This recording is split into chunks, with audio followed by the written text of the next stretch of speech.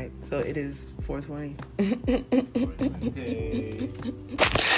And hey everybody, this is Nikki of the How to Be Magical podcast, the owner of Soul Things Botanica, your hood Obia woman, designer of the Wear Your Whites collection, and back, second season, first episode. So how y'all doing? I'm here with cousin Devante, aka Chow Man. What's up? Chow Man there. What up? So, I'm so happy that you're here. And this is a very special episode because we are talking about spiritual baptism, right? Spiritual Baptist. Spiritual Baptist. Shango Baptist. Shango Baptist. As some like to call it. Okay. Shouter Baptist. Do you find shouter to be derogatory? I find Shango Baptist to be rather derogatory. Oh, okay. Personally, and I know many other people feel that way, only because that was more of the derogatory term as far as towards the spiritual Baptist movement, because it was sort of the resistance trying to negate and sort of demonize the Africanness of the tradition. So in them calling it Shango Baptist, it was them sort of saying that those were those Shango people, those wild people, those bush people, those people you don't want to deal with, the Obia people. That's sort of what that term sort of came out of. But in historical terms and in the most, I guess, appropriate terms would be the Spiritual Baptist Church will also be known as the Shouter Baptist or the Converted, depending on which island you're on. Okay. And then there is the Trinidadian lineage of Orisha, which most people would just call it Trinidad Orisha or Trinidad Ifa, depending on, your school of thought, I guess. But they're two traditions that sort of melded together and also have their own separate entities as well within the island of Trinidad. So, it's a story we'll get into.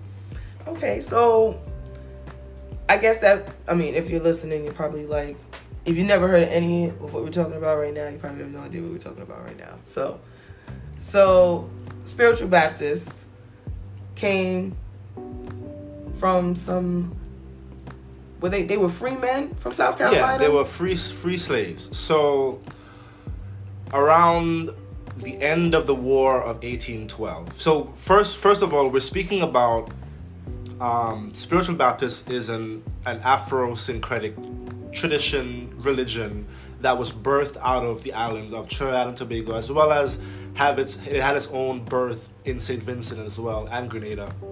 But it's primarily birthed out of the island of Trinidad and Tobago. And like I said, it's an Afro-syncretic tradition that combined the ideas and traditions of Christianity with traditional African ways and rituals and ways of life as well. And as Nikki was saying earlier, the tradition sort of came out of, like I said, after the War of 1812 in America. There were a group of freed slaves who were bargained with the Northern Army that if they would fight with them, they would be offered their freedom, and they were giving a piece of land anywhere where they really wanted, but they were sort of directed to the island of Trinidad and Tobago, and the government at the time gave them a piece of land in South Trinidad, in Moruga, and they set them up in what was called company camps. So, okay. And to this day they're still there. There's the first company, second company, third company. Oh, wow. And they're sort of like little towns and villages within themselves. And all of these men and families were given this spot of land. And at the time it was all forest, bushland, and they all cleared it out and created this sort of their own little town environment down there in South, which we would say in South. Excuse me. And from there, at the time, being that Trinidad was colonized by the English government, the ruling, I guess the common religions at the time that were there were primarily what they call London Baptists or what was called independent Baptists. So they were sort of an offshoot of various various Protestant groups from the Americas that came to Trinidad and converted people to their traditions, and they had the London Baptists, which was directly from London, and then they had what was called independent Baptists, which were more of a I guess conservative form of spiritual Baptists, if you would say. So it was sort of the spiritual Baptist church minus the spiritual. It was more of the essence of it, but it was strictly in a more, I guess, Christian manner. You understand? But of course, us being black people, you know, the slaves that were already there in Trinidad, they had their tradition. And going back, you know, if you trace the African ancestry of most Trinidadians who are black, you primarily find of Yoruba descent, of Igbo descent, of Mandingo descent, of Ashanti descent, and you'll also find from various other small groups. But those are the main African tribes that you'll find people from Trinidad. That's where they'll be from. And the main, of course, that being that Nigeria, it has the largest population of the entire African continent as far as people. There are a lot of people in Nigeria, and being that the majority of those slaves were from Yoruba land, of course, more than likely, the religion will come as well.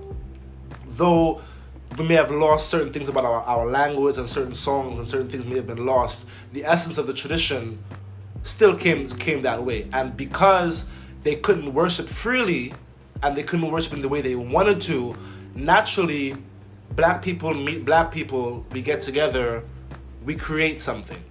And over time, the Orisha tradition, the spirituality of it, and not only the Orisha tradition, but being that Trinidad is not only populated by black people, but there's a large East Indian population, a large East Asian population, a large Middle Eastern population. All of those spiritual sort of understandings came into the frame as well.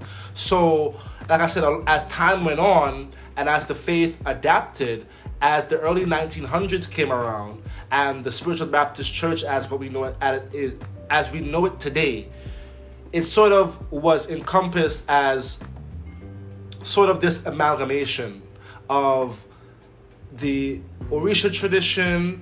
You would find aspects of Hinduism, you would find aspects of Buddhism, you would find aspects of ancient mystical Judaism. You would find all of those things sort of wrapped up into this sort of callaloo of the Spiritual Baptist Church.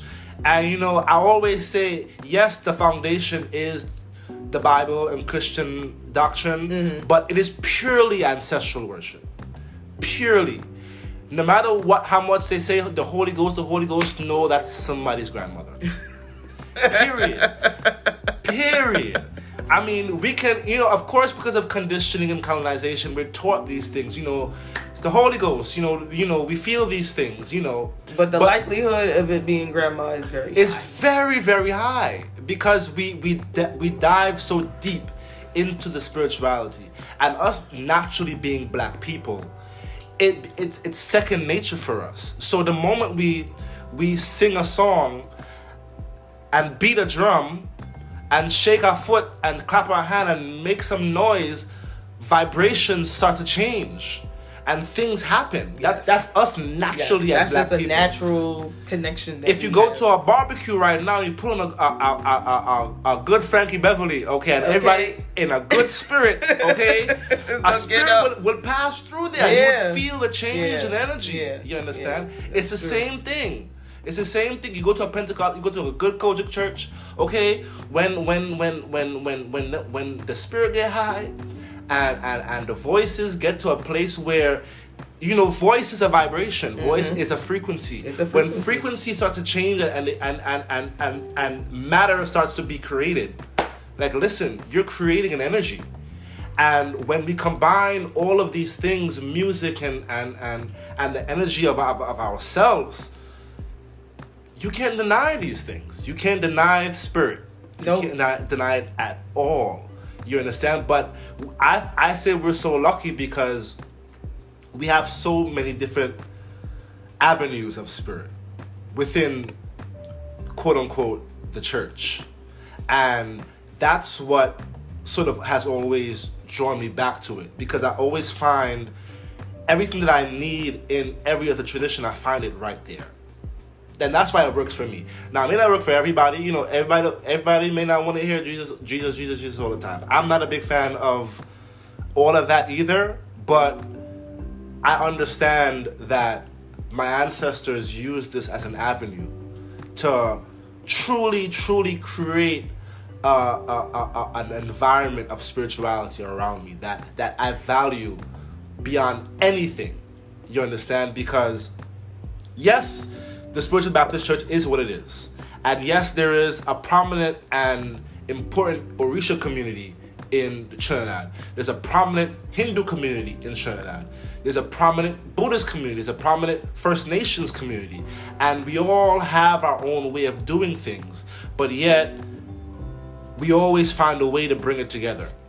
Okay. Even though, you know, yeah, we're human beings and we have those stripes and, you know, racism, colorism, all those things exist in it as well. But it's just the beauty of being able to access the spirit in a place where some may say, really, you ain't supposed to be doing that. But it's possible. It's very possible. And you understand why your ancestors did it and how they were able to use it. And it was out of necessity. It was out of necessity, and then you feel it. You're like, it works. Yeah. Because then I came to your Thanksgiving. Was that last year? Year before. Year before. It was your first Thanksgiving. That was my very first, yes. And I went, and I'm there, and I have my little Bible, my grandmother's Bible, and I have my little dress on, my little turban on, and I'm sitting, and I'm like, oh, this is going to be nice. And it was beautiful. Mm-hmm. And then the drums start going, and then the ladies start singing. Mm-hmm. I'm like, wow, it's getting really, really warm in here. People clapping, and then somebody catch the spirit over there, and then the lady next to me start feeling warm. The next thing you know, I'm feeling warm. I start to feel a little woozy. I'm like, oh, wait a minute. No, hey, whoever this is, no. We don't know these people. Somebody. Okay? Somebody. We don't know these people. All right? I felt my heart start to race. I was like, not today. Not. We just got here. It's our first time here. All right? You need to chill. Yeah. Okay? Yeah. We will talk when I get home. Yeah, and an uninformed man. So, oh yes, that was the Holy Ghost. Holy Ghost came and touched you, girl. That was it. That was my great grandmother. No, girl, from Yad. Yeah, that was. And because my father called me, maybe I spoke to my father maybe a week later, and I told him, you know what happened. He said, oh, you know, your granny used to go to one of them shouter churches. I was like, really? He was like, yeah. I was like, oh, really, granny? And that's the thing. Like this very same tradition that's birthed out of, like I said, the necessity to hold on to our traditions, you find it everywhere. Yep. It's in, like I said, it's in Grenada, it's in St. Vincent. You go to Jamaica, the Revivalist Church. Yep. It's exactly the same thing. It's literally exactly the same thing. Because the tribes may be a little different, so operations may be a little different. How we do things, how we communicate with the spirit, how we invoke, maybe slightly different, but it's the same thing. It's the same principle, but all of those differences are to be respected. Exactly. Because each of those traditions are their own tradition. Exactly. Within a family of, you know, Orisha reverence. Exactly. Because that's the thing. It's like we all was in different islands, so there's no way that everybody's going to have the same exact thing. It's going to be seasoned a little different everywhere. Mm-hmm. If you travel up the East Coast into those Gullah Islands, mm-hmm. That ring shout is just... It's the same thing. Listen. Literally, it's all the same thing. Now, what did you say it was called? What is it called? With that high pitch and that kind of like almost breathless... Oh, we call it adoption. Adoption. It comes from the term adoption of the Spirit, right? So in the Bible, it talks about the day of Pentecost when the Spirit came down, everybody spoke in different tongues, and it talks about when people... went through an experience called the adoption of the Spirit, where they all they could do was just groan and make noises that they couldn't understand, but they were communicating with God. And our way of doing that was with a rhythm, because the purpose of it pretty much came from this.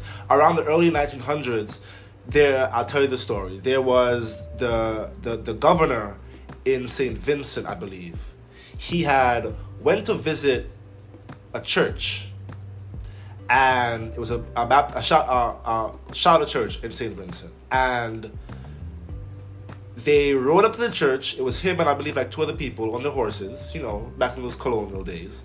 Rode up on their horses to, I guess, observe or something. And one of our staples in the Spiritual Baptist church is, we ring bells. We ring very big bells, and it's a known thing that, when the Spirit becomes present, or even when we're starting a service, when we're consecrating certain things, we ring bells. And when he rode up to the church, someone was by the door, which we would call the watchman of the church, was ringing the bell because they saw someone was coming. So you're alerting the church someone is coming. And the bell, it sort of frightened the horse and flung him off the horse. So he took it as they were casting spells on him and attacked the horse. And that's why the horse flung him off. So immediately they created the Spiritual Baptist ordinance. So pretty much they banned it in the entire Caribbean from the early 1900s for about 50 years until the late 50s, early 60s. It was illegal to be a Baptist in Trinidad and Tobago. Wow. It was illegal. You will go to jail for being a spiritual Baptist. We couldn't have physical churches. They used to go up in the bush in the nighttime and have church, and they couldn't beat their drums. So what they would do, they created what was called dubtion. They used their voices, and they sort of created drum beats, and according to the Spirit, depending on how it moves you, depending on what song is being sung, or whatever hymn maybe being sung at the time, the dubtion will go along with that. And with that, being that we're a spiritual church, there's African dubtion, there's Indian dubtion, there's Chinese dubtion, depending on what road you walk in, there's A dubtion, B dubtion, C dubtion, because we believe in walking steps. The church in itself, we compare it to a ship. Okay. If you walk into a Spiritual Baptist church, now we didn't have it in our church because we were pretty small, but if you walk into any Spiritual Baptist church, you walk in, and one, on the biblical side, they're all set up along the standards of how the Temple of Solomon is built, right? But secondly, it's always built around the setup of a ship. So you would have the bow of the ship, which I'll never remember was the front and the back. The front. Right. So the bow would be where the altar is. Okay. Right. And the altar is always in the front. And you always have a middle point, which is called the center pole. If you practice voodoo, every voodoo temple has a center pole. Within our church, we also have a center pole. That is the literal center of the church. And there's a physical pole that many places maybe decorated with flags or different things, depending on whatever church you may be in. And that's where all the ritual tools will be. So all of the water, the things for libations, perfumes, all the different things that we use to pray with, all the different things that you would need to operate in the Spirit will be right there at the center pole. And that's where the women pray, the men will pray on the altar, the women will pray at the center pole. At the door, you would have all of the protective things that would be by the door, whether it be, swords or whatever you may use for protection in your house. And then how our church is set up is, there's the typical, the typical church titles, pastor, bishop, deacons, those kinds of things. But then there are the spiritual roles, which are actually play more of an important role in the church, being that we are a spiritual church. So there are a lot more spiritual titles than anything. Okay. So what are some of the titles? There are many. So from the beginning, from the door, you would have a watchman by the door, and you would have a warrior who would be by the door. So a watchman is someone who literally is the watchman. On the boat, on any ship, you would have someone sitting in high up on a pole in a basket, looking out. They're the lookout. Historically, they were the literal lookout when we couldn't have church, when we had to go up in the bush And in case Master come, in case Governor come up with his dogs, the watchman would be the first person to see them. And they would alert everybody, hey, pack up, we gotta go. Nowadays, when we're free, they're the ones who inform us, hey, spirit is here. Or, hey, something's going on and we gotta do some protection. Or, hey, something's going on, we gotta fix up. You understand? Then you would have the warriors in the church. A warrior is someone who's a literal warrior. They are a warrior. They fight. They are those who go down in the spirit and break down thresholds and cut down people, and those are the good Obia people. They could walk some good Obia. You understand? My personal title, I'm a king shepherd. That's the role that was given to me. Being a shepherd is someone who brings people into the fold. So my little role is, that's technically what I tend to do anyway. I talk a lot, so people tend to just be drawn, and it kind of brings people in and makes people curious, like, hey, what's that? What's going on? You know, that's sort of been my role in the spiritual side. At the center pole, you would have the captain of the church. Okay. A captain is a very important role. Captain is also an inspector, but their main role is a captain, so they're literally steering the wheel, because most churches have an actual wheel that turns, and captain stands there throughout the whole service and captains the church. He's the one that has to, you know, when spirit is high, he must be able to bring us back. You know, he's steering the ship. Wow. Okay. Literally steering the ship. You have... This is very... Yeah, I mean, it's... This is very intricate. I'm just like, okay, yeah. Okay, so... It gets very deep. Because I can see exactly... Like, as you're describing the ship, I see like the waves and like how it comes across, you know, over the people, the congregation, and like sometimes it's really, really low, but then it comes up really high, and it's like still, it has to be, you know, moderated. Exactly. And, exactly. Yeah, I mean, you can't let it get too hot. You can't get. Sometimes you gotta calm things down, you know, because sometimes we go too far, you know. And when the water gets rough, you gotta be able to spin that wheel and beat the key, whatever, whether it be a hymn or something, to kind of reel us back in. You understand? Because, like I said, we're dealing with spirit, and spirit moves however spirit moves, and sometimes it can, you know, when people get hot in them drums. As I say, you gotta be responsible. Yeah, you gotta be responsible. You can't like egg that on if you know that it, like people, because people really get taken over. Yeah, very much so. And there's some of us that are not used to that. And if and if you're not in a responsible, healthy environment, and I can't bring you back, then baby, that's a different story. You know, so you know, especially dealing with spirit, you have to be in a responsible environment with a healthy, responsible leader who's going to lead you. You know, yeah, like I said, there's so many more spiritual titles because it goes on, you know. What are some of the titles of the women? The mothers of the church. Okay. Of course, that's a main thing. Excuse me.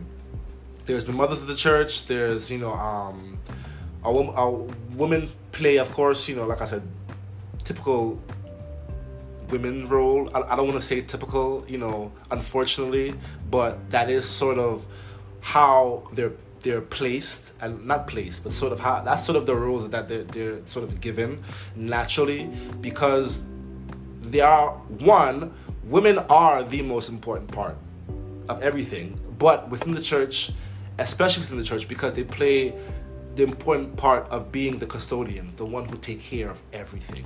And women literally can be everything. There are things men can't be, but women can literally be anything in the church. You understand? Women can operate in any role, no matter what the people say. Women can operate in any role. There are certain things men just can't do that women can do. You understand? As a mother, as you go further, you become a queen. You become a queen mother, a queen abbess. You have the nurses in the church, because they're literal titles of nurses, and the Spirit will give you that. You know, And what do the nurses do? They're the one that literally, when you have baptism, when you have mourning, and I'll get into what those are later. But when you have baptism, when you have mourning, when you have any kind of labor-intensive ritual going on, they're the ones that are preparing all of the ritual tools, all of the herbs, all of the basins, all of the clothes. They're the ones that are preparing for that and making sure things are what a nurse does, taking care of everything and making sure everything's running properly. Okay. Then you have the head nurse, which we call a matron, and then all kinds of spiritual titles. You have, like I said, shepherds and leaders, and when you get deeper into the spirit, you would have divers and hunters, but those are more of spiritual action that you receive on certain spiritual journeys. Yeah, it gets real deep, especially only because I've been in it my whole life. It's easy to talk about it. I know people listening will be like, oh my God, like what? But definitely, beyond this, do the research. There's so much information. Well, what would you recommend people research? Oh, just Google Spiritual Baptist. and go on YouTube. There's an abundance of videos and information that you can find. There's this great it was like a thesis, it was literally a book that I read that's been online for years, that this lady from Switzerland did, like a whole thing. She went to Trinidad for years and studied the Spiritual Baptist Church, and I mean broke things down piece by piece by piece. In the beginning was more the historical side, and then she went through the day-to-day, everything, and it was explained beautifully. I'll send you the link to it because it's. How did you feel it related to your experience? It was very accurate. It was certain things, as far as little things, like colors pertaining to certain spirits or things like that were a little different, but overall it was outstandingly accurate. Wow. And because I've read it front to back many times, and it was outstanding. Yeah, you gotta send me that. It's really, really good. It's really, really, really good. Really, really great. And like I said, the faith, because I call it a faith. I don't like to call it a religion, because it's more of a way of life that we sort of come into, and I love the variety of it. Because I myself, I grew up also Pentecostal. My mother's family Pentecostal. I went to a lot of cultural churches, went to a lot of holiness churches, and all of it was great. The music was nice. I learned a lot as far as biblically. I learned a lot because my mother's family attended a church with a bishop, and he was a great teacher, which what I appreciated, because he really broke things down and allowed you to explain, to really understand things in a really comprehensive way. And so that's really what I gained from it, the more comprehensive side of it, as far as knowing the knowledge and history and front to back, not front to back, but knowing enough of the Bible to really have an understanding of it and get my head around it. But I've always just been called back to just being a Baptist. I've always just been called back to it, only because that's where my people are. That's where my bloodline runs, that and the Orisha. So, it's always been back and forth, Now, how do y'all have other services that are just for the Orisha? So, the church that I attend, we're a church, we come out of a church that is not very different, but kind of different than a lot of other Baptist churches. Because there are many Baptists who will not deal with the Orishas. They don't partake in that. There's many Orisha people in Trinidad who don't take part in the Baptist church. And there's many of us who have found sort of the balance in it.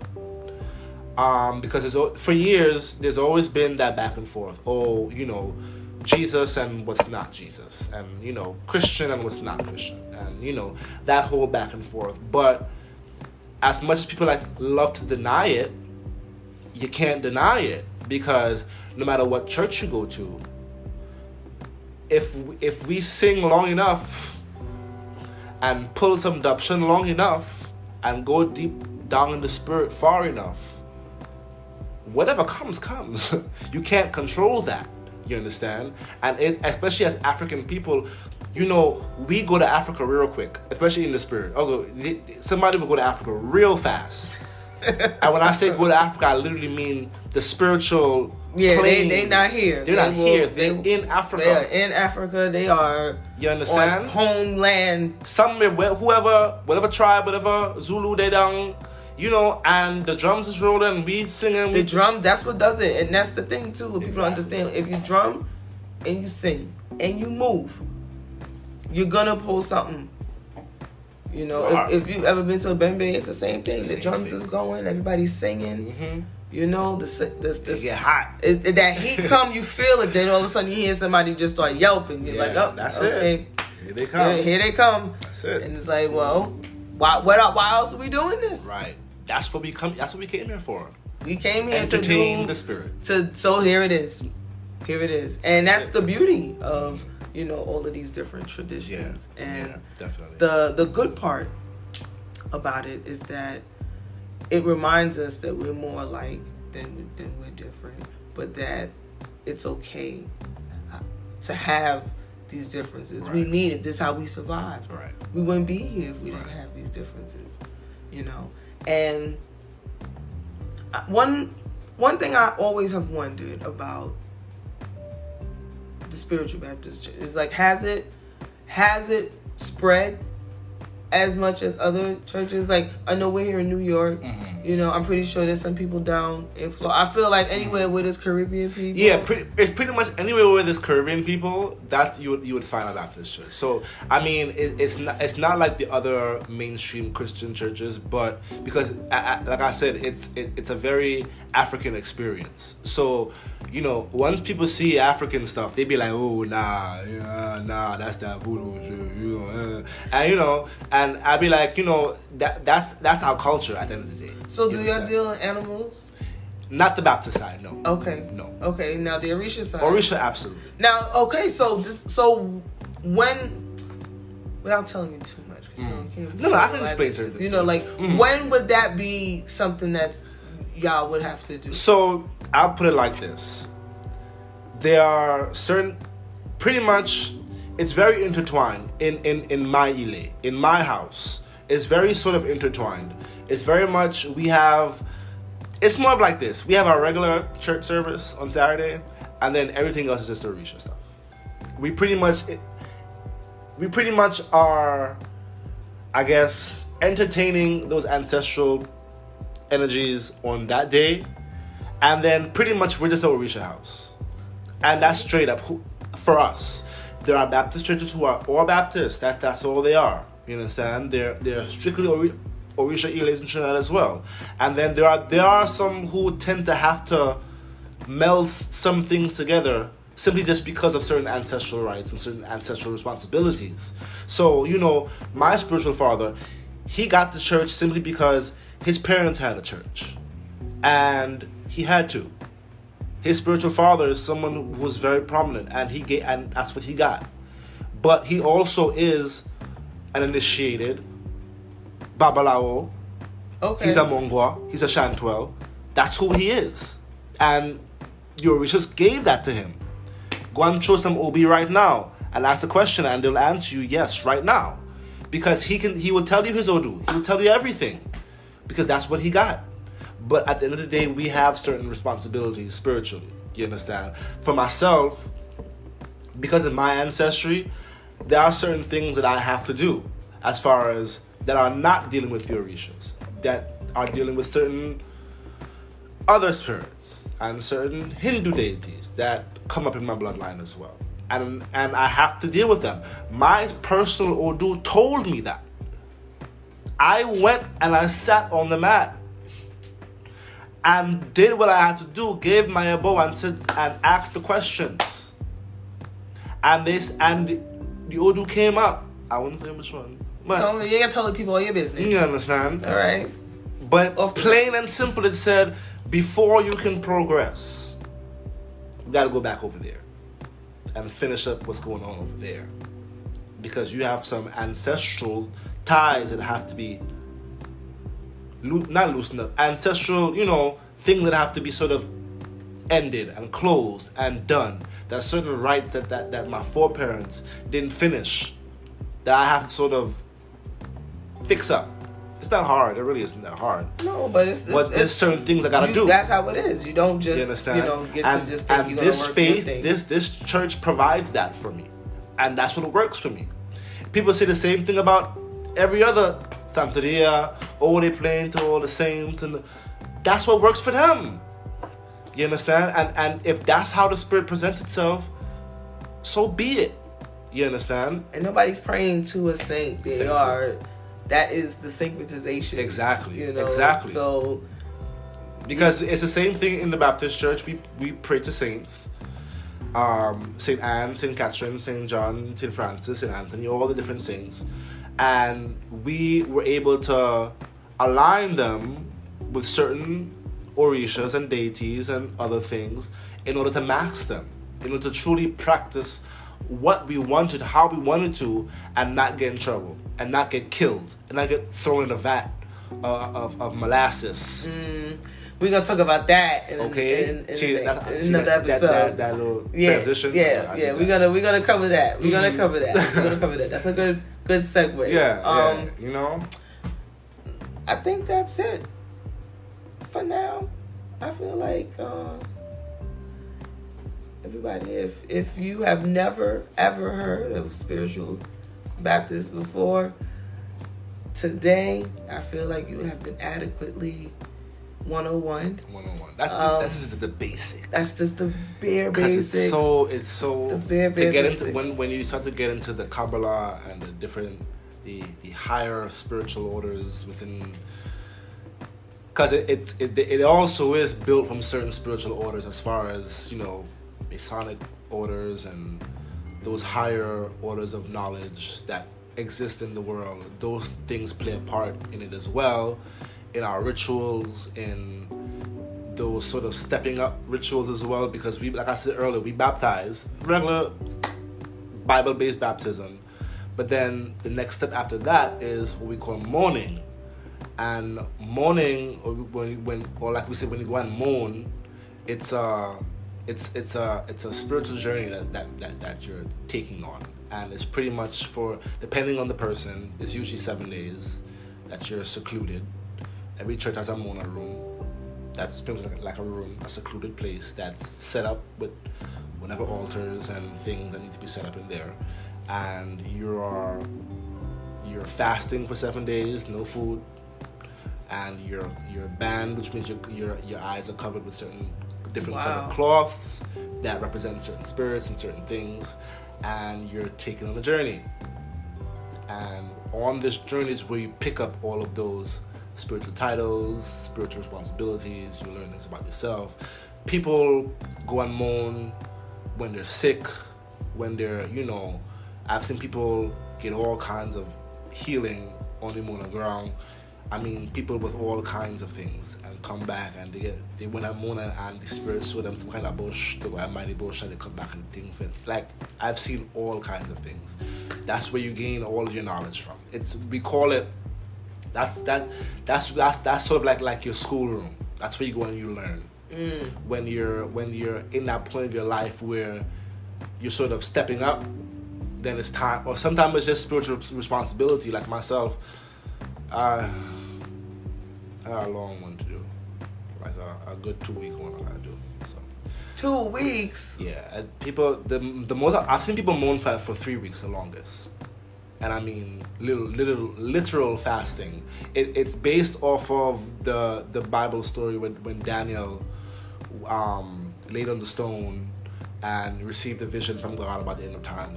Those things. It's pretty much based off of that, because you're lying on the ground for those 7 days. Your stone is your pillow, and you're just in the spirit. You're pretty much sent into the spirit world to take your little journey down the gold road to Oz. Oh gosh. Yeah, it's a very intense ritual. It's a very intense ceremony. It's something that it's something that I've seen change people's lives, and it's something that is very powerful. And any kind of period of just removing anything, yes, and just focusing on self, Yeah. Ori, you're gonna have a very intense. It's very intense, and you know reaction. you have very intense visions and dreams. We call them tracks, so spiritual visitations from different spirits, and depending on who you are and what your status is or what your ancestry is, you will see certain things, experience certain things, and it's a very powerful and meaningful thing. It's also a very sacred and secret thing amongst our tradition. I can tell you but so much because exactly. It's very sacred. It's okay. It's okay. So yeah, that's really about it. Yeah. Okay, so how do you go about being marked? I guess would it be called being marked, or like knowing who your guardian angel, your Orisha? Well, usually the typical way: go get your little reading, sit down on the mat, go through the same ritual, because the Orisha tradition in Trinidad is almost a mirror print of Nigerian Ifa. Okay. It's very similar, but the only difference is because we have of course, because of colonization and migration, all of those things, we came up with our own way of doing things, and our songs maybe on a different little rhythm, our drums maybe a little different, but generally it's very similar.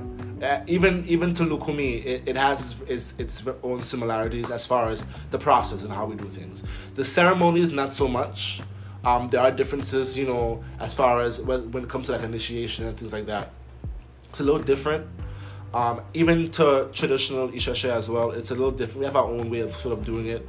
Even when it comes down to like the whole naming ceremonies, childbirth, it's called Esentaye. Even when for like how in Lukumi, there's a whole like Ileke ceremony. There isn't really a whole ceremony around that in our tradition. I mean, of course, they're ritually blessed and certain things are done to them, but there isn't a whole real ceremony around that. And even the initiation process by itself, it's not as I guess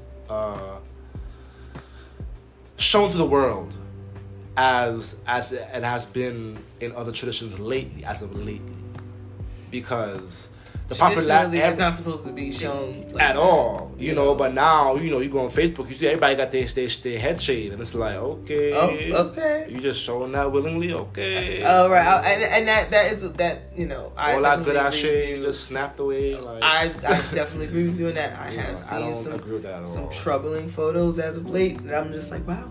I didn't know we were showing fresh cuts, blood everywhere. Wow, all kinds of. I've been seeing all kinds of offerings on Facebook. Offerings? Chickens and goats and dogs getting cut up. I'd be like, y'all really showing us all this stuff on the internet? On the internet? Like, but not my business. Yeah, it's not. I'm not allowed to do those type of things. Yeah, I'm not either. So I don't know nothing about that. The very few pictures you have of events that I partake in are very few.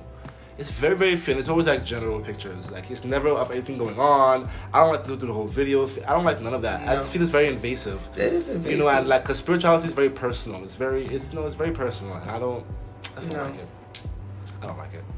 Yeah.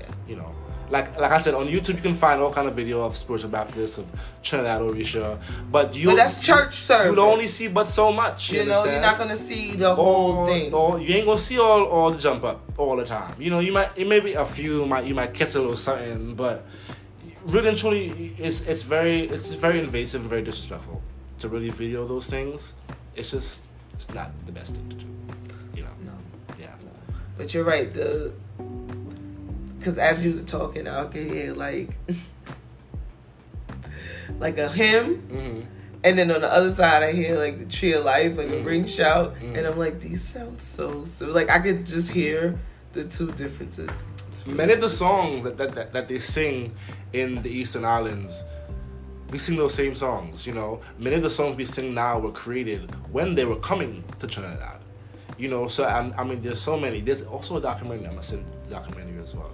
And certain songs that when they were preparing the boats, like I said, that's why the church is boat. Okay, that's where this nautical situation is coming from. There's certain songs that are that we call them boatman songs. They kind of, once you sing them, you automatically feel like you're in a boat. because it's just the vibe, you know, how we sort of cadence certain songs and how we sing certain songs. It creates that energy, so you know where you're at, like when you're singing them. You know, there's all kinds of songs we sing for certain. Give me one. Give me a song. Oh my God.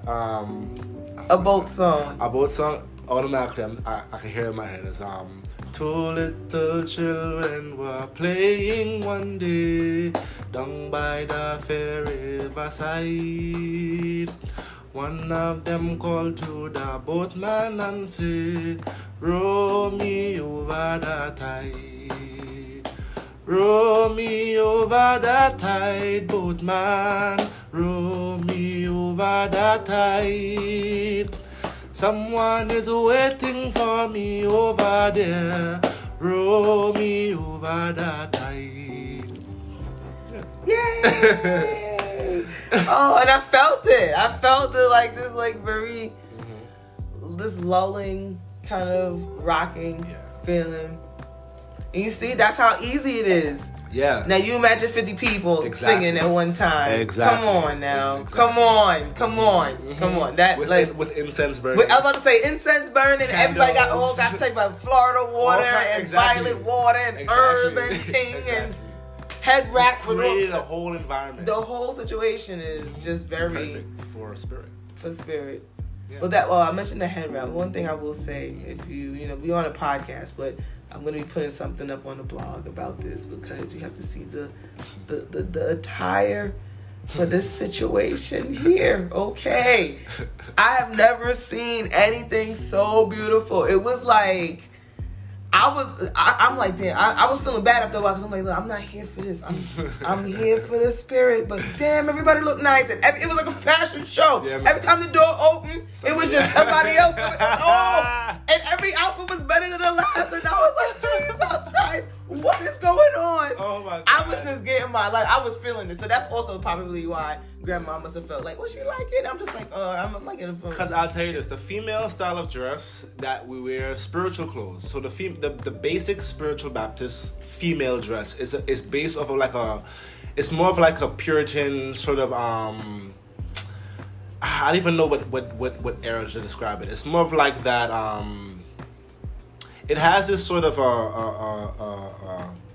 I don't even know how to describe it. It's more of, because it's like the top and the bottom piece, and it gives me this vibe of like the 1800s with like colonial. I was about colonial. A colonial sort of dress with the apron on the top, and very long buttons all the way down. It's very very nun-like, but we as black people, is African prints, it's gabardines, it's fancy cottons, it's silks, it's all the different prints, all the different things, and according to whatever spirits you deal with, according to whatever spiritual lands you deal with, you wear certain colors. My patron saints are Saint Anthony and Saint Catherine, so I wear a lot of brown, I wear a lot of green, and being that I'm also a student of the Orishas, my crowns have been Oya and Shango, and surprisingly St. Catherine is venerated with Oya. St. Anthony is more for Eshu. Yeah, I was just about to say. Yeah, St. Anthony is for Eshu, right. And Shango would be Santa Barbara. Right, in the Lukumi would be Santa Barbara, but for us it's St. John. Okay. St. John is who we venerate with Shango, only because there's the story of Obakuso. Pretty much to give you the shortened version, there's a story of Shango where he attempted to hang himself, and when they found him, he disappeared and he became the big Shango. The story of Saint John is when Herod cut off his head and served it to the people in the banquet. So the relationship between the hanging and the head is where we found sort of the amalgamation of St. John and Shango. And also because Shango colors red and white, St. John's colors are red and white. Okay. So that's sort of where the communication became, And like for us, most of the diaspora, they use the color like that maroon sort of color, that wine color for Oya. For us, we use green and also the multicolors.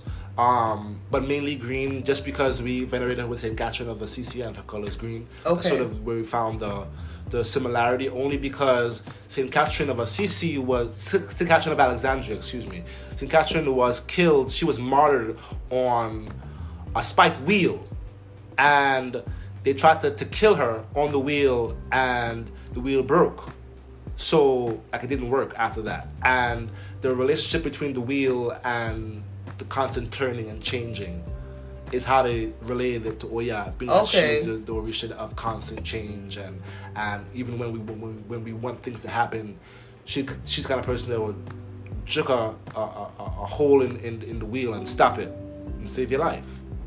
You understand? So that's sort of how they found the similarities. And for us, like Oshun, we venerate with Saint Philemon.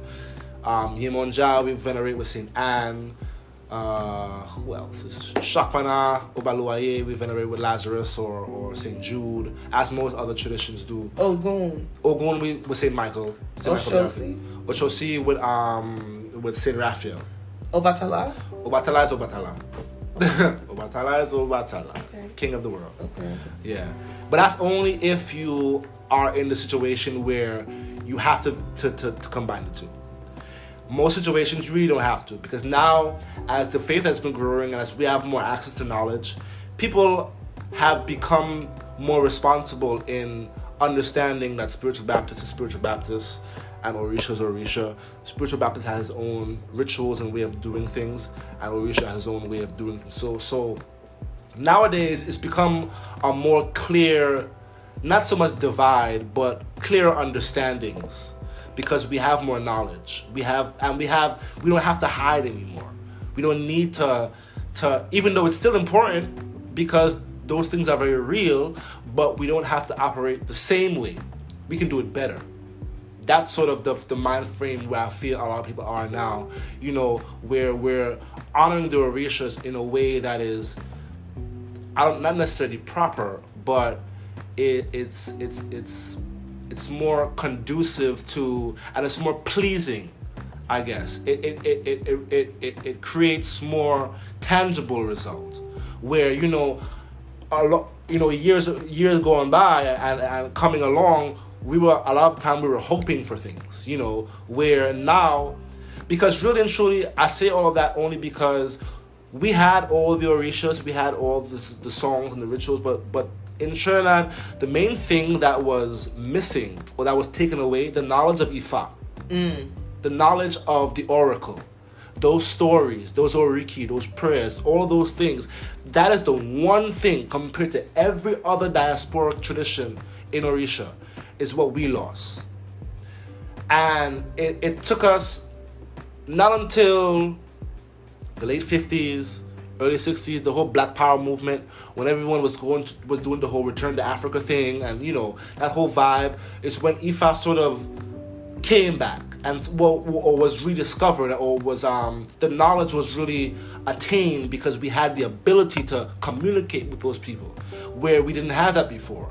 So being that we're in an age now where technology is so available, especially the young people, in my age and younger than me, who we're all living in this tradition, we're now able to, I guess, respectfully honor the saints, respectfully honor the other deities, and still work with your Orishas in a way that is historically appropriate, not only for the Orishas and the tradition, but also for ourselves as well. You understand? So, yeah.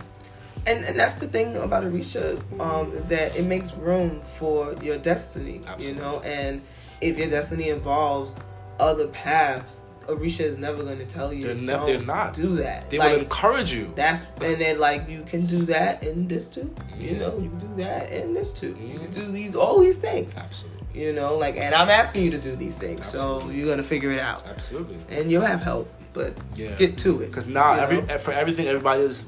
I'm just gonna go initiate, shave my head, get my little beads, and now I'm Ifa Tolo, Baba, whoever, and it's like, listen, Listen. It's a little bit more complex than that. Because I've seen so many people, we've all been in these Facebook groups, over the years, and seen people who, a few years ago, you just came in a group, who's Oshun? And then now you're a whole, somebody. Somebody.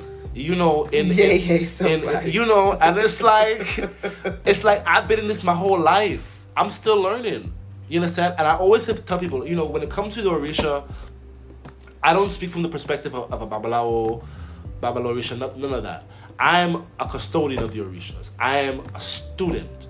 I am still learning. Yeah, I've gone through certain rituals, the hand of Ifa, all of those things, but I'm still just a student. I have no reason to rush for anything because my destiny says that I'm going to be prosperous my whole life. Exactly. If I just walk the right way and do the right thing. Simply walk the right way and do the right thing. My path is laid for me. So what am I rushing? What am I seeking? All of them go on, they initiate, and this is not to knock anybody who does it the right way, because we need that. People who do things the right way and learn. You understand? But it has to be with an intention that you're going to serve the community. Exactly. Because that's why you're doing it. You're not doing it for yourself. You're doing it so you could be a stronger person for the community. So the community could be well. Mm-hmm. So other people can be inspired to do and move forth the things that, whether they have to carry on the work or whether they have to do their own. All right. This is a tradition that we are carrying on until the next generation. And it's a tradition that doesn't come and go. It doesn't just stop. It's every day. It's constant devotion. It's constant. Yes, I grew up Spiritual Baptist. That's wonderful. My family is, I honor them. At this point in my life, I haven't stepped away from it. I haven't given it up. But my spiritual focus has been on the Orisha simply because I know who I am. I know my purpose. There are some who are wonderful pundits. There are some who are wonderful imams. I have been directed in the road of the Orishas. And I have been given that. And I can't just do it for spite. I can't just do it for show. You have to do it for real. You have to. You understand? Otherwise, it's like you're not. It's like you're not doing it. It doesn't. That's why I said a little bit earlier. I understand how sometimes people can get, absorbed. Yeah. It is a feeling. That sense of responsibility. Yeah. That you feel when you know what you've been tasked with and you know who you are. Like it's not all these people told you. It's like no. That makes your whole life is gonna click into place and you're like, oh. You have a different sense of peace, a different understanding of what you're here to do. You move with more intention and responsibility because you know the power of what you've been asked to do. But it's easy to get sidetracked by that feeling of the power and not realizing that the power is not you. The power is from God. So when you have that power, it's responsibility. It's not for you to just go off and just make a quick buck and sell it down the river. It's like, nah, you kind of have to be responsible. Yeah. And that's what being a priest is. Priest is an active role. It's not just a person that's sitting in chat shit. Like I said, I love the word. You are a custodian. You are you're in constant work with them. You understand? I look at people sometimes and I see them with their little big chains and their little bigger legs and all little big head wraps and but then I sit there and I look at them, in certain rituals and certain things. You can't even cut a chicken head off good. One, pluck some feathers. You can't pluck a feather. Throw some OB. You can't do that good. You understand? A simple mojuba. You can't do that. But that's why I just, live and be humble. Love the spirit because they love you too. You understand? The Orishas have been a blessing to me. And people are people. So. Yeah, people gonna be people in. And for everything with people, there's a no do for it. So exactly. once you keep it in that perspective, you worry about your own though, dude. Right, exactly. Keep your eyes on your own people, on your own paper, you know, and just find your own you are. Yeah, like find your own way because that is what we all here for. For real. And wow, I think that is great. Yeah. Way to end this one. And thank you so much. It's Devante, aka the Chow Man, I'm here representing from Brooklyn, New York. From Flatbush. And I think we had a very nice comprehensive talk about spiritual baptism. Also, those links will be listed in this for the documentary and for the book. Yes. For the book, I definitely would like to share that with the folks.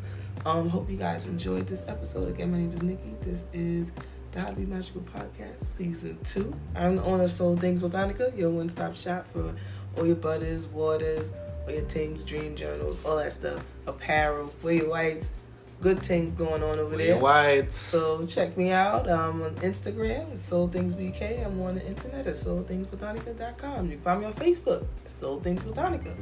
And yeah, that's it for now. Good to be back. I'll talk to y'all again. Peace.